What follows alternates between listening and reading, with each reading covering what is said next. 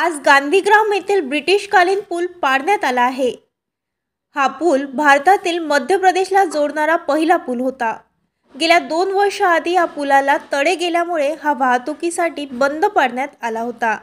माजी केंद्रीय मंत्री संजय भाऊ धोत्रे व आमदार रणधीर भाऊ सावरकर यांच्या मागणीची दखल घेऊन केंद्रीय मंत्री नितीन गडकरी यांनी अकोट-अकोला मार्गे पुन्हा जोडण्यासाठी मोठा पूल बांधण्याचा निर्णय घेतला आहे।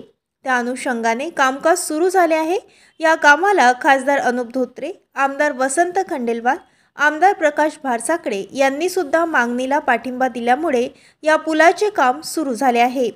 व्यावसायिक दृष्टिकोनातून आणि प्रवाशांना सोयीसाठी या पुलाचा विस्तार मोठा होणार, तसेच पुराचा धोका कायमचा दूर होणार आहे। आमदार सावरकर, खासदार संजय धोत्रे यांच्या सक्रियतेबद्दल त्यांचे नागरिकांकडून अभिनंदन, आभार व्यक्त होत आहे। ताज्या बातम्या आणि घडामोडी बघण्यासाठी महाराष्ट्र मेल या चॅनलला लाईक आणि सबस्क्राईब नक्कीच करा।